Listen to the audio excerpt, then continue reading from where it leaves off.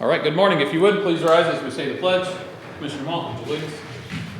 I pledge allegiance to the flag of the United States of America and to the republic for which it stands, one nation, under God, indivisible, with liberty and justice for all. Mr. Smith, will you open a prayer?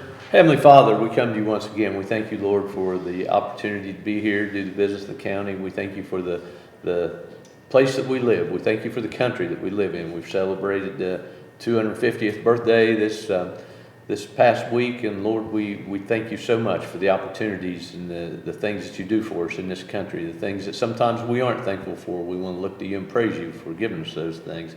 Lord, we would ask now that you'd be with us as we do the business here, that we would take care of it in the way that you would have us to do it. We'd look to you and seek your will, your guidance in the things that we do. We ask these things in your precious name, and amen.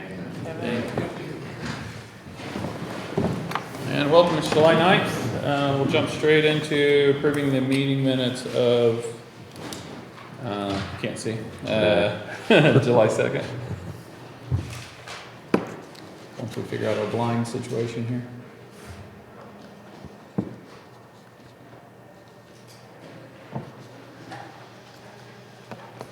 Hey, now you can see. That was All right. really different.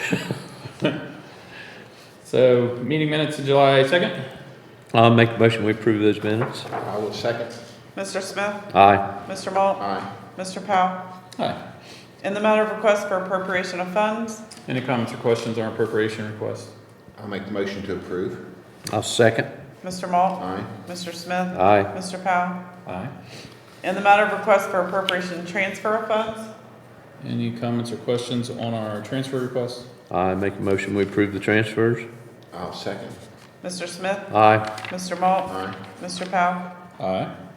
In the matter of communication from Portsmouth Municipal Court regarding electronic monitoring house arrest, April 2026. All right, April 26th bill is for 48 defendants on the program, 803 days. It's $11,418.50 to Portsmouth Municipal Court. And total paid by the defendants towards this program for the month of April was $225. Any comments or questions there? I'll make the motion to approve. I'll second. Mr. Malt? Aye. Mr. Smith? Aye. Mr. Powell? Aye. In the matter of communication from Portsmouth Municipal Court regarding electronic monitoring house arrest invoice for May 2026. All right, this is our May request. 46 defendants were on the program, total of 863 days, total amount $11,703.50. There was $810 paid for by the defendants towards electronic monitoring house program. Comments, questions? I'll make the motion we approve. I'll second. Mr. Smith? Aye. Mr. Malt? Aye. Mr. Powell? Aye. In the matter of notice to proceed for SCICR 1-0.00 Federal Aid Route Safety Improvement Project regarding Gallia Pike PID 12446, Federal Project Number E260415. Any comments or questions on the notice to proceed for Gallia Pike? I'll make the motion to approve. I'll second. Mr. Malt? Aye. Mr. Smith? Aye. Mr. Powell? Aye. In the matter of bid award and contract agreement 2026 countywide paving project regarding the engineer. Countywide paving project to be awarded to the Shelley Company with the lowest bid in the amount of $3,680,731.25. Comments or questions? I'll make a motion we approve. I'll second. Mr. Smith? Aye. Mr. Malt? Aye. Mr. Powell? Aye. In the matter of request for fund transfer. Any comments or questions on the fund transfer? I'll make the motion to approve. I'll second. Mr. Malt? Aye. Mr. Smith? Aye.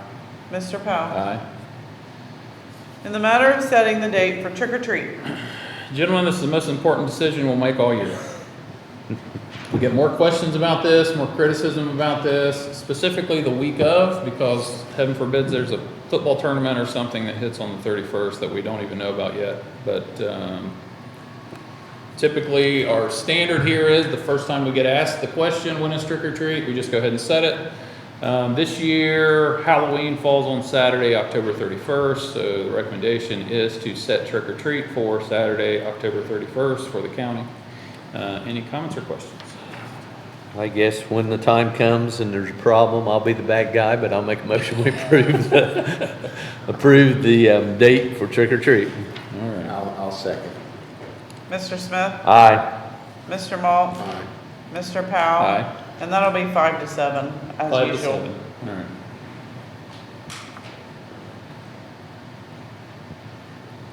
In the matter of special payment from the Dog and Kennel to City of Portsmouth regarding the Water Department.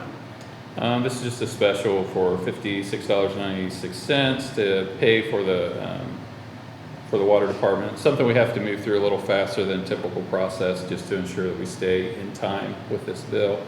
Any comments or questions? I'll make the motion to approve. I'll second. Mr. Malt? Aye. Mr. Smith? Aye. Mr. Powell? Aye. In the matter of contract agreements for non-emergency transportation net services regarding JFS. So this is the non-emergency transport services through JFS. There's multiple entities that are awarded contracts. I'll read the dollar amounts in the entities. Access Soda County, $835,289. The Counseling Center, $550,000. Executive Coach, which is also Portsmouth Taxi, $1.5 million. Jackson Transportation, $593,275.40. And the United Scioto Senior Activities, $424,667. So this is all for non-emergency transport for folks that qualify for those services through JFS. Any comments or questions? I'll make a motion we approve. I'll second. Mr. Smith? Aye. Mr. Malt? Aye. Mr. Powell? Aye. In the matter of sub-grant agreement with Community Action Organization for Title 20 base meals at home regarding JFS. This is for, once again, it's a JFS contract for their Title 20 Community Action Meals on Wheels, $158,000, and Southern Ohio Task Force on Domestic Violence Counseling Services. There's a $3,000 transfer. Any comments or questions? Make the motion to approve. I'll second. Mr. Malt? Aye. Mr. Smith? Aye. Mr. Powell? Aye. In the matter of Access Soda County quarterly capital maintenance, operating invoices, and certifications. Any comments or questions on their invoices or certifications? I'll make a motion we approve those. I'll second. Mr. Smith? Aye. Mr. Malt? Aye.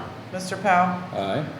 In the matter of change order number 1 for SCI TR 100-1.90 Pond Run Road Bridge Replacement Project PID 117981 regarding the engineering department. All right, there's multiple line items. I'm not going to read all of them. You guys have seen those. The changes are a result. Contractual price, $832,640. It's a net increase of $71,761. Current contract price, including the change order, $904,401.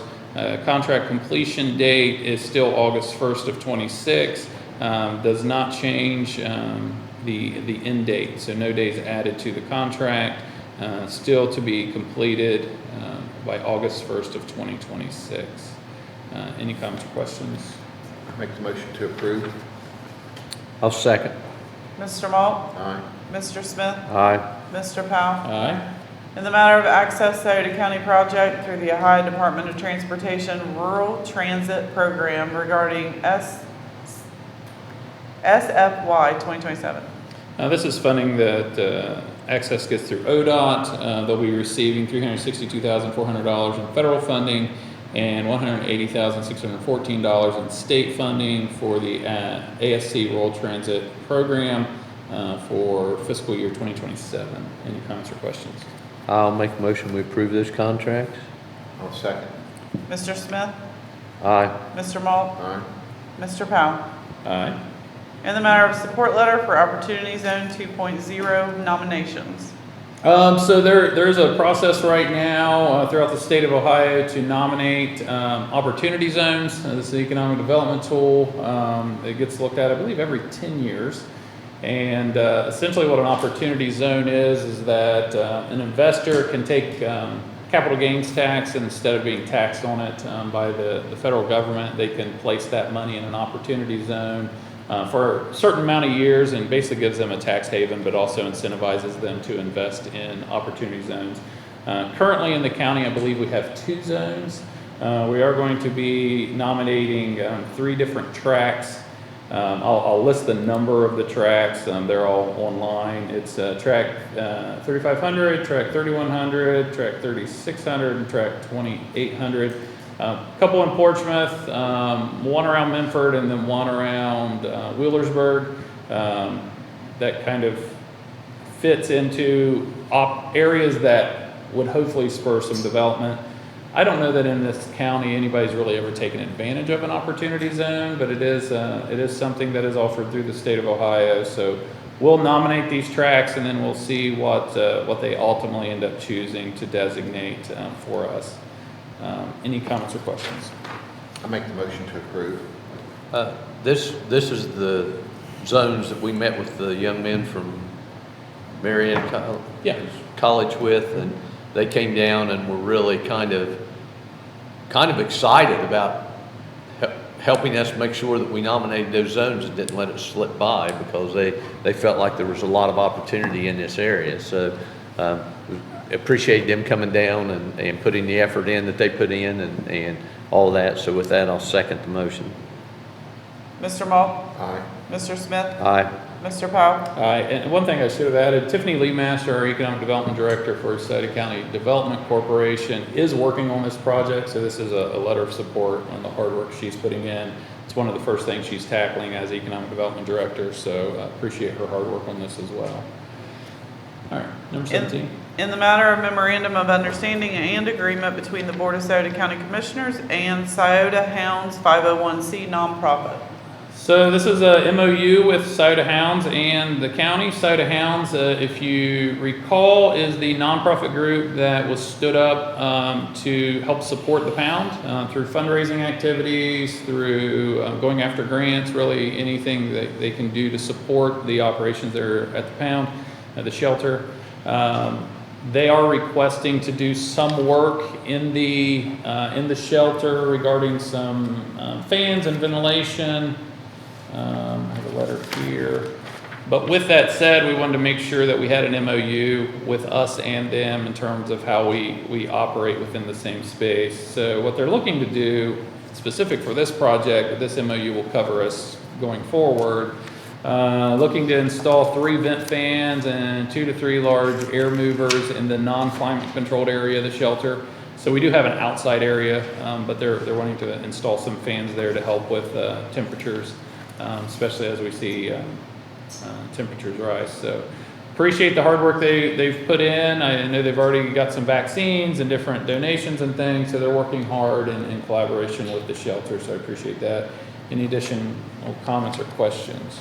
I'd like to thank them for the effort that they've put in, because as you said, they've got vaccines, they got some dog food for the pound, they did a walkthrough and talked about different things that could possibly be fixed out there, and they've been working closely with the dog pound, which is something that has not really happened in the past. We've not had a lot of good cooperation with people who've been criticism, but Scioto Hounds has now stepped up and said, hey, we don't want to criticize, we actually want to step in and be a part of the solution to this, and they're putting the effort in, and I appreciate the effort that they're putting forth to try to make things better. As you said, the area that they're looking to cool out there is, we say it's an outside area, it's sheltered. It has a roof over it, but it's actually outside. It's kind of like a shed roof over that part of the shelter, and they felt like that needed to be cooled, especially in the hot weather that we've had recently. So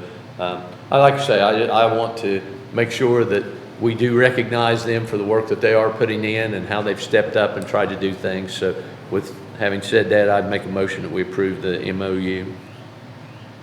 Yeah, I would like to reiterate what Commissioner Smith said.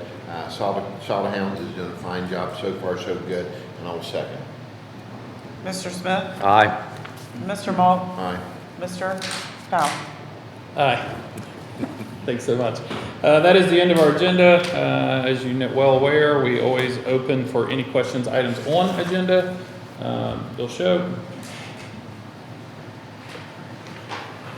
Hey guys, good morning. Thank you for the opportunity. First, number 6 for clarification on the paving. Is that for all paving for the county?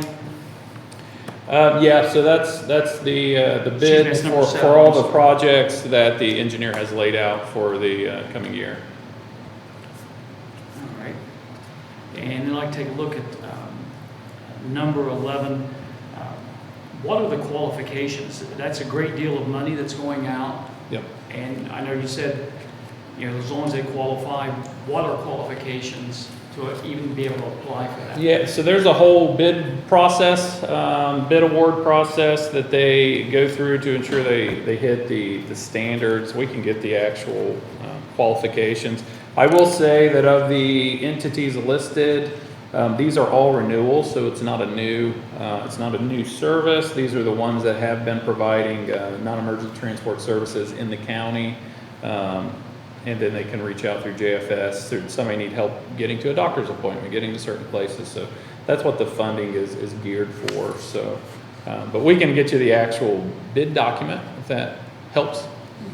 Okay. You're like, oh, okay. No, that's okay. That'd be fine, yeah. That would be fine. And off the agenda, has there been any progress made following your conversations with some of the addiction rehabilitation services that took place last week? Ongoing conversations. I know they were pulling a group together just within their community to come up with better standards and operating procedures. I will say that we had an event. When I say we, the treatment community had an event out at ETC Park where even just some of the conversation we had, they took to heart, and it was clear and talking to our staff that supervision was more prevalent. You could tell who was who.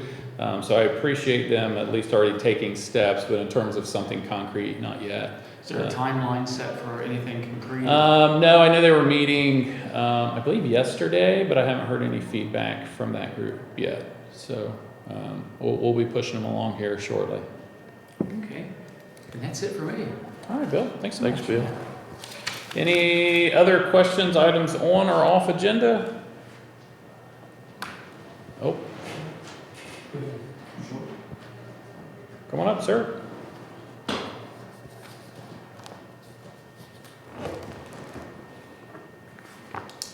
Hey guys doing? Good, how are you? I'm alright. I'm just gonna state one agenda today. You said the one company that won the bidding for, it's item 7, won the bidding for the contract was the Shelley company? Shelley Company. They were the only bidders for that project. Here in the county, because they have their plant locally, they're able to compete and have lower prices. So since I've been here, I don't know that I've ever seen anybody bid against Shelley. Now that I'm thinking it through in terms of our paving, so that.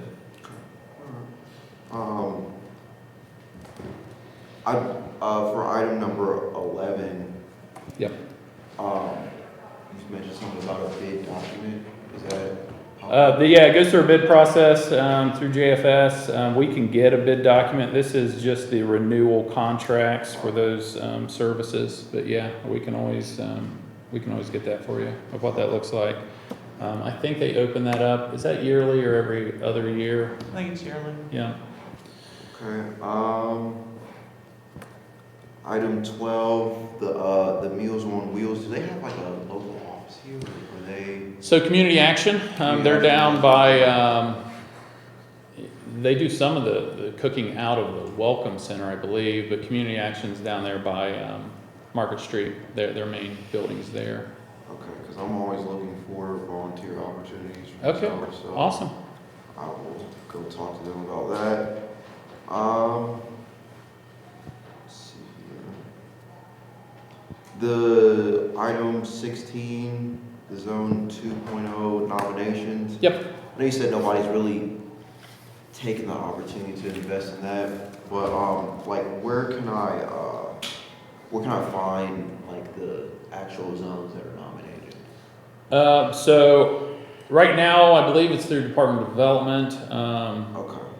They have eligible tracks that are posted, and then we're nominating certain tracks, and then it'll go to Columbus, and then Ohio only gets so many tracks for the entire state. So even though we say, hey, we would like these 4, it's not guaranteed. It's just what we're requesting. And then the folks in Ohio or up in Columbus will kind of narrow it down. Or I think right now, though, in our county, we have two tracks. One runs essentially the riverfront, kind of the Portsmouth area, and the other one, I believe, is New Boston. But of course, that gets looked at about every 10 years. That's all I got today. All right, appreciate you coming. Thank you. Is this just for items on this, or? You can ask whatever you Yeah. want. Come on up. Yeah. We're an open book. I'm sorry? We're an open book. You can ask. If I don't like the question, I will take the first swing at it. Yeah, my name is Joe Brook, and I was here a while back with concerns about the drug addiction Yep. and all that's going on in our community. I think somebody mentioned something about rehabilitation last month. Is that with regard to the drug addiction issues? So specific, I don't want to put words in Bill's mouth, but what Bill was talking about, so due to the incident that happened out at the campground with the alleged rape and treatment center involvement, we put out a statement. I put out a statement. I can't put out a statement for the 3 of us. I put out a statement asking for the treatment centers to put a pause on their outings until they truly look at their procedures and understand their, how they supervise and how they operate within the community. Has since had a conversation last week with about 12 of the main providers, having that conversation yet again. They recognize the concerns and probably the need to tighten up their own internal policies and procedures. So they were getting a work group together really within all of the centers because, let's be honest, most people can't differentiate which service provider is who, so they probably should all be kind of attacking it the same way in terms of how they're interacting in our parks and in the public and on public outings and things like that. So that's what that was specifically about. But what's your other question? Again, I know the last time I shared something, people from afterwards talked to me about different things. And I understand people need help, okay? I do. But I also understand that recently a 10-year-old girl was raped. Is that correct? That's our understanding. Allegedly, yeah. Out in Shawnee Forest. My wife's been approached twice in parking lots at businesses. And I'm concerned about the safety of our community. Take a woman you can, in a big parking lot, easily mugged. One, she said she wasn't concerned, but the other one, just wild-eyed, it really scared her, and I've never heard that. All my life I've been here, my wife would say something like that. And anyway, I just want to express my concern. I know we have a homeless issue. And part of that, I'm assuming, is because once the people go through the rehab, they hang out. They're not going back home, probably because they've got a warrant. I think this is something that needs to be addressed, and I've got a couple suggestions. Okay. One is all these counseling and all these rehabs, we have so many. I understand that people are coming in now from out of state. I actually talked to some of the people on the street. I know that what they need is the Lord, okay? And so I'm out talking with these people on the streets. And I know they're not all Ohio residents. They're coming in from other places. So I'm thinking, you know, maybe start rehab in other counties and not Soda County, because everywhere you look, you just see evidence of this addiction problem, everywhere I turn. The second thing that I would suggest, and it was actually suggested to me, that when a person goes through the rehabilitation or whatever they're going through the program, they get taken back to where they came from. They're brought here, they don't come on their own, so they need to be taken back. Is there a problem with that? So, look, you're hitting on things that we're already working on, so that's good to hear your suggestions. House Bill 58, which is Justin Pazzuli's bill, cleared the House unanimously, I believe, earlier in the year. Something I've personally been to Columbus probably 4 or 5 times on now, testifying in favor of, and then sitting through meetings, working on this bill with him. One of the items is ensuring that if somebody is court ordered for treatment, it's one thing to say, hey, I want to go to wherever to seek out treatment. It's another thing for those folks that are court ordered. So if somebody is court ordered into a county, and whether they're successful or not, it is that court's responsibility, that county's responsibility to pay for them to get back. So that's one of the issues that is already in that bill. It is currently sitting in the Senate. Hopefully, with the support of Senator Johnson, that bill will come out of a committee that he's on. I went and testified in front of that committee as well, so they already had a hearing on it. So hopefully that does come out this year. In terms of starting treatment elsewhere, that was also in House Bill 58, more of a certificate of need, trying to determine how much need each community has for how many providers. It's not an uncommon thought process. You see other states doing this. That was taken out of the bill after talking through the different groups. In place, there's a work group to kind of look at designating, hey, what is a need? Is it based on population? Is it based on other indicators? So that's still very much on the table. But we're also starting to see more providers building elsewhere. I know a local provider is actually opening a branch in Columbus.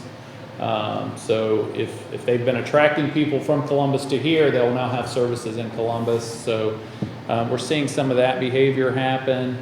And then I think the other thing that's going to impact this industry was the new regulations that hit July 1st. That requires a pre-authorization for folks getting treatment. So basically what it is, and this exists in my world of healthcare as well, before you take somebody in, you have to pre-authorize. Have they already used that benefit within a certain amount of time? In talking to one provider locally, one of the larger ones, they think that step alone will decrease treatment revenue by probably 40%. So it's going to eliminate the ability to go to one provider and get treatment and use that Medicaid benefit, and then go to another provider and start over, and then go to another provider. So they'll have, I think it's 90 days of treatment. I don't know if it's a calendar year. I'd have to look at that regulation a little closer. But it's so many days within so much a certain time frame. So it eliminates this rehab hopping that we see some clients, not all do. Some companies encourage that, not all do. So there's a lot of things kind of tackling this all at the same time. To your point, House Bill 58 fixes a couple of those items. We just needed to clear the Senate and to get signed off on by the governor. Okay. And it's great to hear that somebody in the community is looking at the same issues that this bill is addressing. You know, those issues we know are a problem for the people in the community, and you know, when they sat down and wrote the bill, they sat down and said, hey, these are what we see as problems. And it's good to hear someone like yourself say, hey, I see the same problems. And so we're trying to address those things, not just us, but in Columbus, they're trying to address those things and find answers to them. And it's a difficult thing. You said when you first started, you know, you want to see people get treatment. We all want to see people get treatment and get fixed, but yet a lot of the issues that come with it, the baggage that come with it, is hard to deal with, and we need to come up with ways of dealing with it. Because as was said, you know, we had the issues in the park, and we've been talking about it for a while. Yeah. We've talked about it for a good period of time, and we were having problems with communication in the facilities. You know, we'd go up and, not us, but our employees would go up and say, hey, you know, where are you from? And the van drivers say, we don't have to tell you. And now all of a sudden they're stepping up saying, hey, we want to be part of the solution. So I think we're starting to get some of that communication that's working through right now, and people are starting to talk to one another, and that's the way it gets fixed. We're not going to fix it on an island by ourselves. They're not going to fix it on an island by themselves. Once we all start talking and come together, we've got a better chance of fixing some of those problems. Well, I appreciate that. I appreciate you guys working on it. But at the same time, you know, how long is this going to take? How many more people are going to be, you know, I feel sorry for this 10-year-old. That's scarred for the rest of her life. How many are we going to sacrifice before I know the wheels turn slow. They need to speed up. So one other thing too, you know, with all the addicts that we have in our community, it must bring in revenue for some people. Again, I'm a little concerned that if they wanted that business, go start somewhere else. The fact that the last time I was here, I was told that they were placed on the American Disability Act, the drug addicts. So my suggestion was our community could use picking up paper on the highways, but they can't make them do anything because they're under the American Disability Act. Yet I can watch them play basketball in the parks. I can watch them ride their bikes. I can watch them play cornhole. They can do anything anybody else does. But now that they're under this act, that needs to change. So if you could express that, I would appreciate it. And one other thing, how many marijuana shops do we have? 4? Is that right? That's what I've heard. I Joe, I don't know. know. I can think of 2. I generally don't There's know. one on the trail, there's one on 2nd Street, there's one on Kenny's Lane, and New somebody Boston? told me there's a 4th. I don't know. One in New Boston. I'm sorry? New Boston. Yeah. In New Boston. Yeah. And so we know that marijuana is a gateway drug. And here we have all these addicts. I don't understand not yours. I don't understand the thinking of allowing medical marijuana. We can call it whatever we want. It's a gateway drug. Yeah. And why are we allowing this to continue? So that was voted on by the entire state of Ohio to allow and legalize. Not that I agree with it, but it is in the Ohio Constitution now that marijuana is legal.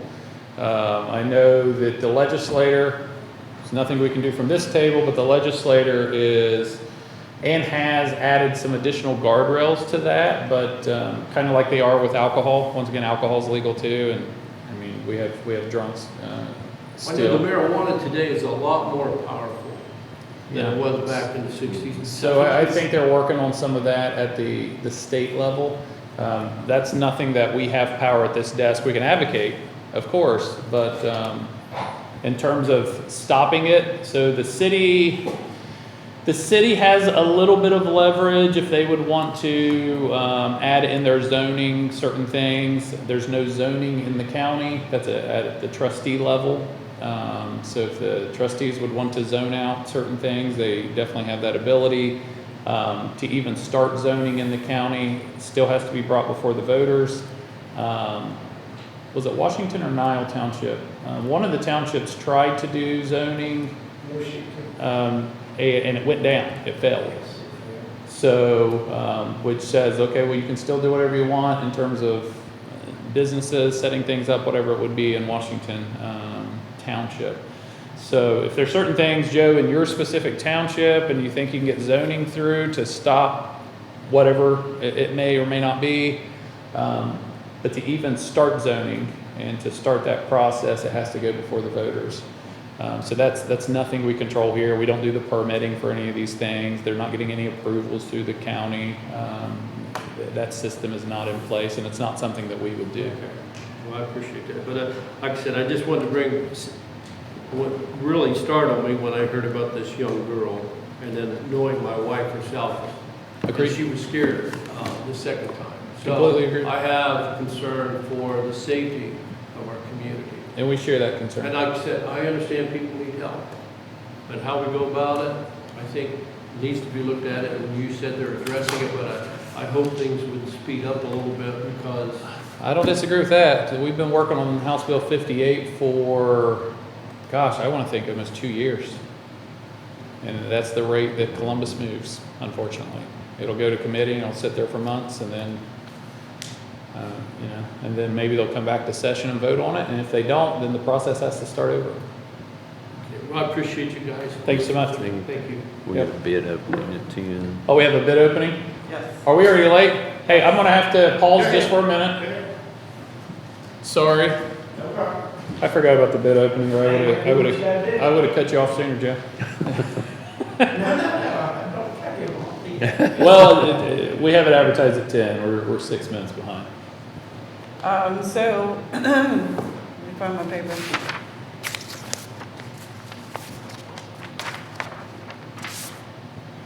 This is for, the bid opening is for security system retrofit for the Scioto County Jail.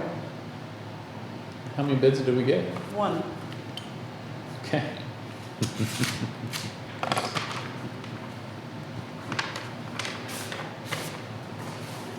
And the reason I'm laughing, you may recall that we've actually bid this out already. We had a company, local company, that expressed concerns that maybe it wasn't done fairly because they didn't receive an email with information.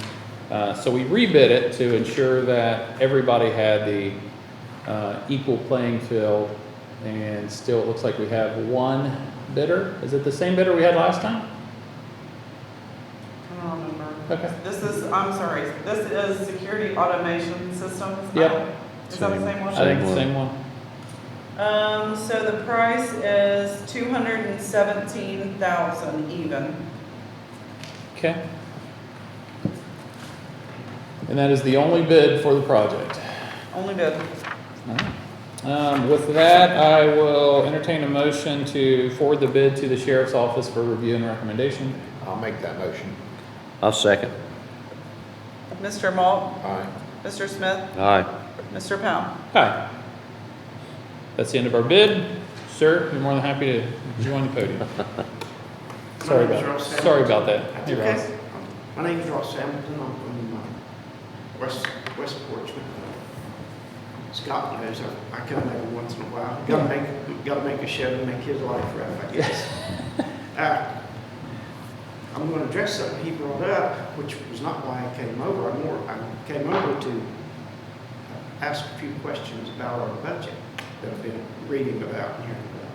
But to answer a question he's got, and I don't know if it's in the Senate bill or not, if somebody wants to ask me later, but are they going to address that we have rehab facilities that have clients that have been 8, 9, 10 years going to a rehab facility 3, 4, and 5 days every week for year after year after year after year? And why is that continuing with people? And it's not just one person. I'd be afraid to say it because I don't know, but I know it's a lot. Sure.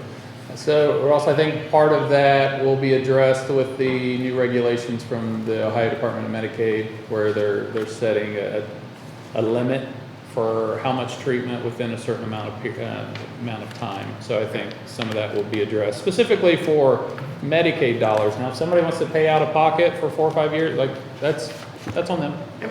But in terms of Medicaid dollars, or I'm sure it's Medicaid. yeah, And one other question that he maybe I think I don't know if this is fact. I've heard we do have a treatment facility that actually is out recruiting drug courts all over the state of Ohio to bring people to this county. I would say that's accurate. Okay. Yeah, I would say that's accurate. And are they going to address when we have these people coming into our county using our local system for their expenses, that these counties should have to reimburse our county? Because it is costing us and putting us in a bind. So while they're in treatment, their benefit would be paying for whatever services they're using. Once again, what House Bill 58 would address is, and really where you start seeing the tax on the public system, is if somebody fails out and then all of a sudden they're taking resources, that county would be responsible for paying to get them back to wherever they came from. No, I mean, when they're here, we're paying for them. Their county should be paying for them. We shouldn't be paying for them. Is that the case, or is that in the bill?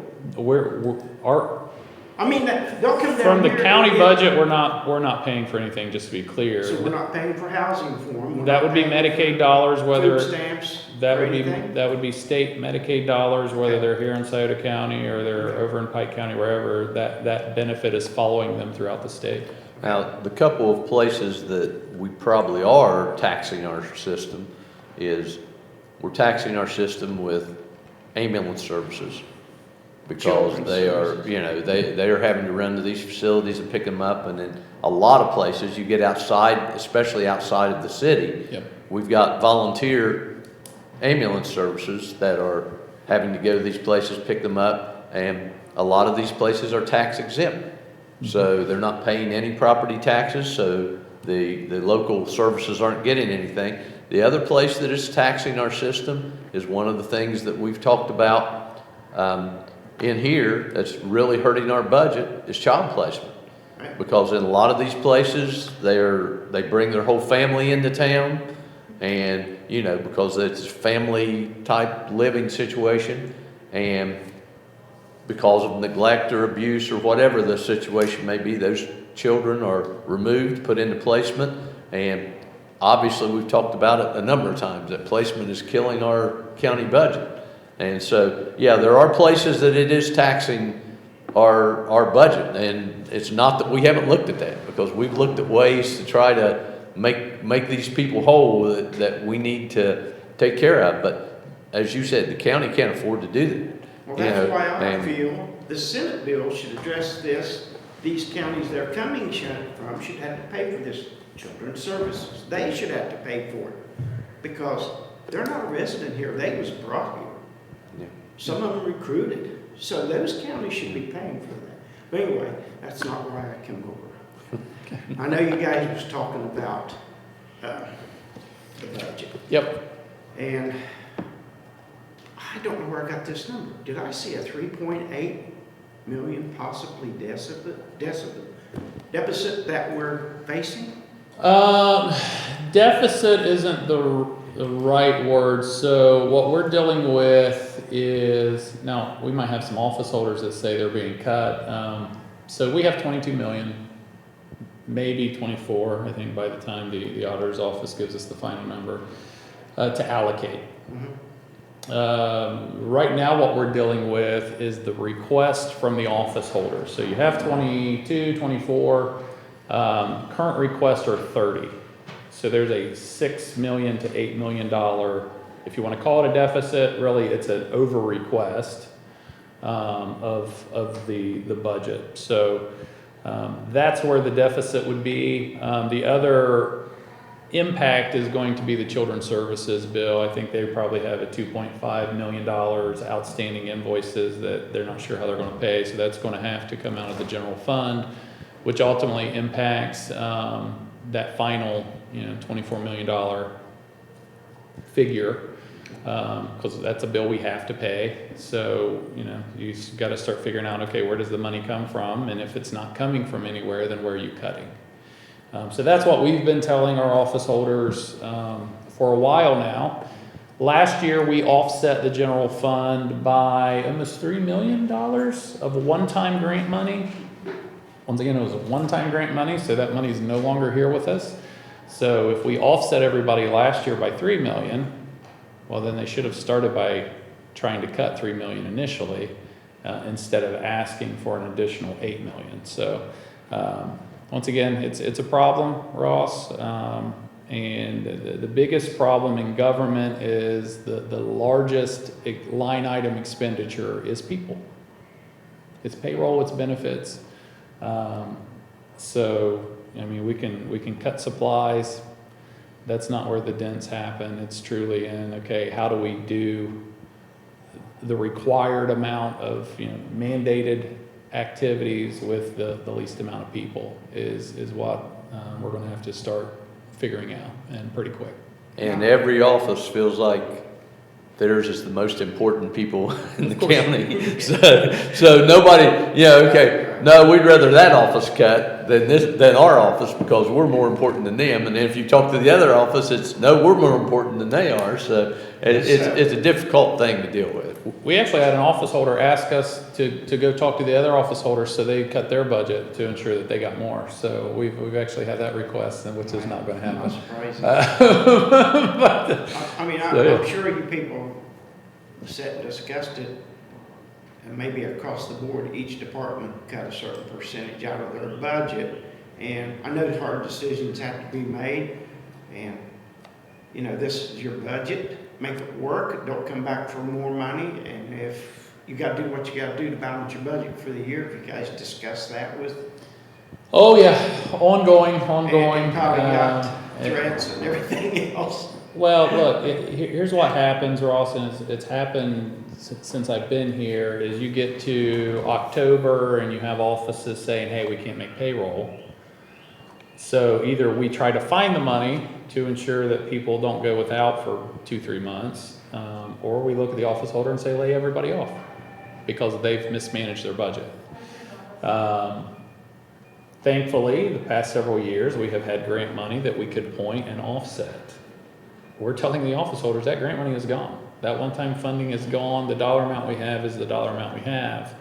And I don't know why that hasn't sunk in yet, especially when we say, hey, don't backfill, pay freezes, those types of things.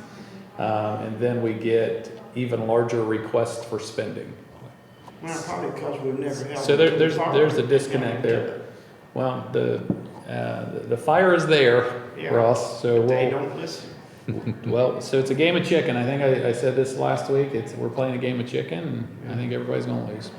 One other question, and I've never heard this asked or read it or heard it on the news from Mr. Scioto or the local papers. I know our commissioner that's facing a trial Yep, is still on our payroll. yep. Who's paying his legal defense? I would assume he is. Yeah. Okay, The county's not, okay. if that's the question. That was the question because I know at one time, in given situations, that the counties paid for legal defense, such as. So the only time the county pays for any legal, one, we have the prosecutor's office that covers the legal unless it's something very specific, and then we'll bring in outside counsel. But that is any legal actions taken against the county as an organization and not as an individual person. What you're referencing is a criminal activity that he would have to be paying for his own legal defense. Now, you could make the connection that since the county is still paying a salary, that he's using that money to help pay for his legal defense. But should he be deemed guilty, he'll have to pay anything back. And this is all in the Ohio Revised Code. This is nothing we decide. It would have been my rathers that you didn't get another red cent from the county. It's not how it works. The ORC dictates how that works. So I understood that. It was just, I know there are certain situations where we pick up as a county, we'll pick up. not for individual defense, only if an entity is suing the county for something. Okay. Yeah. Okay. I didn't, I wasn't clear on that. Yeah, no problem. Because I know that would be running into, Yeah. yeah. So, I know we've not been in financial watch by the state for several years. The situation we're in, could that possibly Yep. put us back into that? Absolutely. Very possible. And that's what we keep telling the office holders about. And some of them live through that. I think we probably have some office holders that were not here during that time frame, so they don't maybe understand the magnitude of what that looks like. But we're very much looking at that We've been trying possibility. vigilantly to avoid that, that's for sure. Well, I'm gonna ask the one question that every time I come in, I ask you this. I guess I should have it memorized, but I don't know what it is. I complain every time about the courts putting these people on probation, on this monitoring system, Yep, and then we end up paying $10,000, $11,000, $12,000 a month, which $120,000 a year. Yep. We're in a financial spot. I don't know why we encourage, I mean, I'm not saying you guys, I think they should just, they go put them in jail, put them on probation, forget the ankle bracelets, because it don't do no good, but it costs us money, that's money we need, and, you know, who we throwing that back in the lap of? The judges, municipal judges specifically. and we should say we're not doing it anymore. And Yeah. let the city pay for it, if they want to do it, if it's a city. So it's the requirement of the county to pay for. Once again, that's one of the things we get to pay for. The judges, municipal judges decide that. So we can either pay $14.50 a day for somebody to be on an electronic monitor, or we can pay $100 and some a day for them to go to jail. That's the argument of the judges. But I share your concerns as well, and I've voiced that Well, here if- often, that you don't see the defendants paying much towards that, and yet in other systems you typically do. Well, here's my opinion on that. If he's not a big enough threat to put in the jail, and you're gonna put him on probation, then he shouldn't be a big enough threat, we gotta put a monitor on him. Well, Ross, here's another issue with the electronic monitors that has really been eating at me lately is, some of those electronic monitors are just to ensure that they stay in drug rehab. Yeah. I mean, a lot of those, if you go down to when the group was at the park that we saw down there, a number of them have monitors on their ankles. And when asked the judges if shouldn't they be confined to their house, or that sort of thing, confined to that house, and no, we put them on there just to make sure that they stay in the program and don't leave the program. Now, I have a problem with that because that's not really a confinement issue, because they weren't going to send them to jail anyway. Right. They were going to send them to drug rehab, and it should. This is my opinion. This has nothing to do with anyone else here, but my opinion is that the drug rehabs are being paid quite a bit of money to take care of those people. They should supervise them and make sure they stay there, and we shouldn't have to put a monitor on them to make sure they stay there. But that's my opinion. Drug rehabs also ought to be picking up 2 miles of highway or 2 miles of street. We're going to keep them spotless, say need off of them also if they want to say we're contributing back to the community. Yeah. But they don't step up and do nothing. But, you know, that's where we're at on that. I didn't want to disappoint you without asking that question. Appreciate it. Thanks, Ross. I just hope you guys can get this budget under control and get these elected officials to understand. They do answer to the voters. That's right. They do answer to the voters. Doesn't mean they've got a permanent job. And people are starting to look at this stuff more serious. And it doesn't matter what party we're in now. So they need to really consider what they're doing. Thank you guys for your time. Thank you, sir. I do know we have a 10:30, so we have a little bit of time. Is there anything online to address? Bud Sayer did ask, he said, did I hear right that TCC was awarded $550,000 for the transportation? They're one of several that was awarded, that is correct. Tammy Hatfield, we don't do this, but I'd just let you address her. She said, to fix our sidewalks because they're horrible. Sidewalks are at the responsibility of the property owner in the city. At times, I know the city has put programs in place to make it a little more cost effective at times, but that sidewalks are at the responsibility of the property owner. The rest are just comments. The rest are just comments. All right, good deal. Mr. Malt, do you have any closing statements? It's been an effective meeting, and I'll see you all later. All right.